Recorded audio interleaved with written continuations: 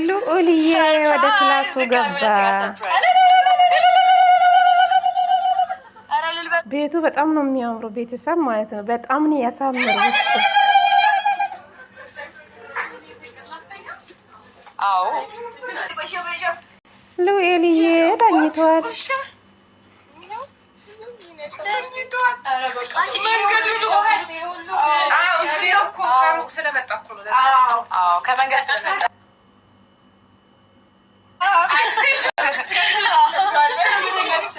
ከቻልክ አትስማ።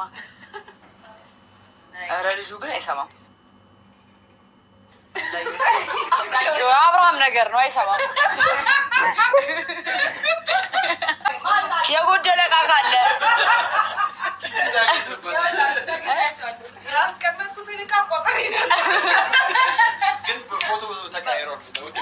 ወይኔ ፎቶዎች እኮ ሰርፕራይዛቸው አዲስ ነገር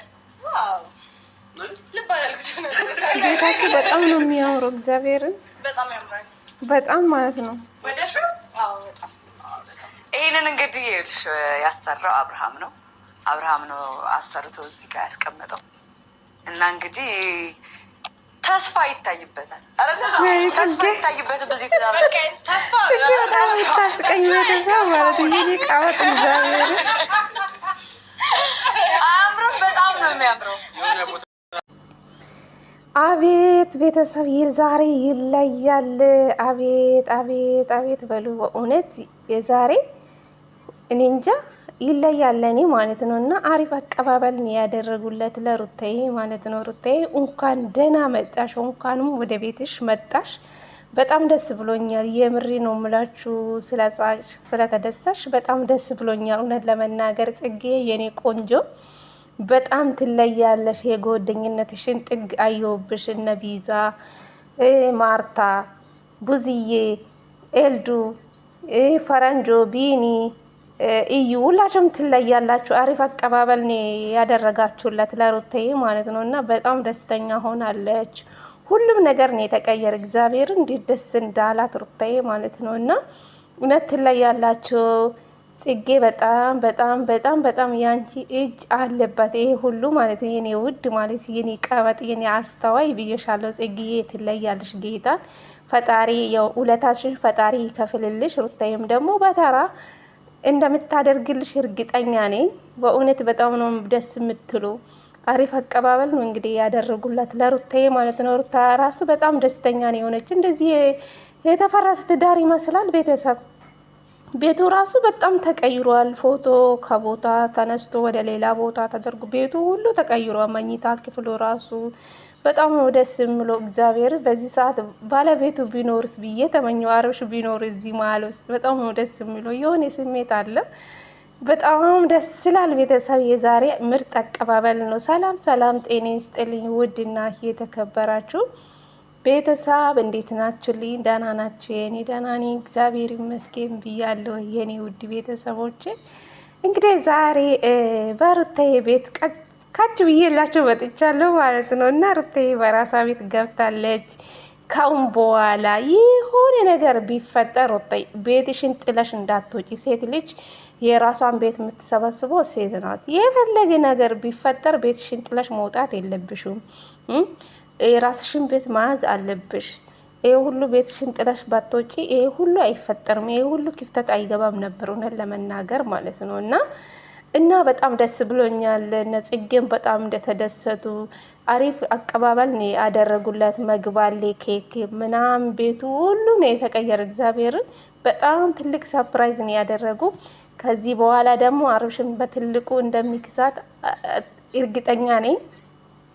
አሁን ይታረቃሉ ብዬ አስባለሁ። ይሄን ፎቶች አይታ ግድግዳ ላይ የሆነ ስሜት ይሰማቸዋል። ገባችሁ? ሩታና አብርሽ የሚለያዩ ሰዎች አይደለም። የፈረሰ ትዳር ይመስላል።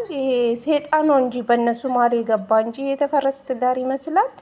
በእውነት እንዴት እንደሚያምር ቤቱ ራሱ ተቀይሮ ሁሉ ነገር ነው የተቀየረ ማለት ነው። እና ሩታዬ የኔ ቆንጆ ካሁን በኋላ ብዙ ነገር ትማራለሽ ብዬ አስባለሁ። ካሁን በኋላ የልጅ እናት ነሽ። ቤትሽን ጥለሽ የትም አትሄጂም። ሴት ልጅ ቤቷን ሰብሰብ ስትል ደስ ይላል እና የፈለገ ነገር ሴቶቹን ቢመጡ እንዶ ከቤትሽ አባረሽ ማስወጣት ነው እንጂ ከማንም ሰው ጋር ቤትሽን ጥለሽ የሆነ ክፍተት ቢገባ ቤትሽን ጥለሽ መውጣት የለብሽም ማለት ነው። እና ሴቶቹ እንኳን ወደ እሱ እዩት ቢመጡ በጥፍ ማስወጣት ነው እንጂ ቤትሽን ጥለሽ መውጣት የለብሽም። በእርግጥ ብዙ ነገር ትማራለች ብዬ አስባለሁ። ከዚህ በፊት የተፈጠረ ነገሮችን አይታ ብዙ ነገር ትማራለች። ሴት ልጅ ትዳር ከፈለገችው ቤቱን ብትፈልገው የራሷን ትዳር እንዳይበተን ትዳሯ እንዳይበተን ማንም ሴት መቼም አትፈልግም። ስለዚህ ሩታ ከውን በኋላ ብዙ ነገር እንደተማረች እርግጠኛ ነኝ ብዬ አስባለሁ። ሩታና አብርሽ ደግሞ ይለያያሉ ብላችሁ የምታስቡ ሰዎች ካላችሁ እንግዲህ ተስፋ ቆረጡ። ባልና ሚስት ደግሞ መቼም አይለያዩም። ከዚህ የበለጠ እንደ ፍቅራችሁ እየጨመረ ነው የሚመጣው ብዬ አስባለሁ። እንግዲህ ልጅ በመሀል ሲመጣ ብዙ በረከቶች አሉ። ልዑልኝ በቃ ምንም ነገር በመሀላችሁ አይፈጠሩም ብዬ አስባለሁ። ምክንያቱ በመሀላችሁ ሕፃን ልጅ አለ። አብርሽም ደግሞ ወደ ሌላ ሴት አይሄዱም ብዬ አስባለሁ ከታረቁ። ምክንያቱ ልጅ ስላለ በቃ ሀሳቡም በቃ ከልጁ ጋር ነው እንጂ ወደ ሌላ ቦታ አይዞሩም ብዬ አስባለሁ። እና ከታረቁ በኋላ አብርሽም ከልጁ ጋር ነው እንዶ ወጣ ፈታ ዘና ከፈለግ ቪዲዮ ይሰራል ከልጁ ጋር ነው እንጂ ጭቅጭቅ አይኖርም ብዬ አስባለሁ። ካሁን በኋላ እንዴት ደስ እንደምሉ እግዚአብሔር። ልጅ እኮ በረከት ነው። ቤተሰብ ብዙ ነገር ይፈጣል። ልጅ ሲመጣ ብዙ ነገር ይመጣል። በቃ እኔ እንጃ መቼም የወለድህ እናቶች ያውቃሉ ብዬ አስባለሁ። እና ሩታዬ ካሁን በኋላ ብዙ ነገር ትማራለሽ ብዬ አስባለሁ። አሁን ወደ ቤትሽ እንደተመለሽ ካሁን በኋላ ቤትሽን ጥለሽ እንደማትወጪ እርግጠኛ ነኝ። ዛሬ ደስተኛ ሆናለች ሩታዬ። እንኳኑም ሳቅሽልኝ የኔ ቆንጆ ማለት ነው። እና ምርጥ ጓደኞችሽን አፈራሽ። አዲስ አበባ ከመጣሽ በኋላ የመሰሉ ምርጥ እነ ጽጌ እንደ ቪዛ አይነታ ሰዎቹን አፍርተሻል። የምር እንደዚህ የሚያደርግላቸው ሰው የለም በአሁኑ ሰዓት ላይ ማለት ነው። እና ጽጌ በጣም ትለያለች ለኔ ማለት ነው። እና ምርጥ አስተዋይ ሴት ናት። እና እኔ እንጃ ጽጌ ፈጣሪ የራስሽን መልካም ትዳር መልካም ህይወት ይስጥሽ። ከዳኒ ጋር ደግሞ አግብታችሁ ልጅ ወልዳችሁ ለማየት እያበቃን። እውነቴ ነው የምላችሁ እግዚአብሔርን። ጽጌ በጣም ትለያለች። እንግዲህ ከአዲስ አበባ ቡታየራ ሄዳ ብዙ ነገሮችን አስተካክላ መጣች። እንግዲህ ቤቷ የሩታ ቤት ውስጥ ፕሮግራም አዘጋጁ።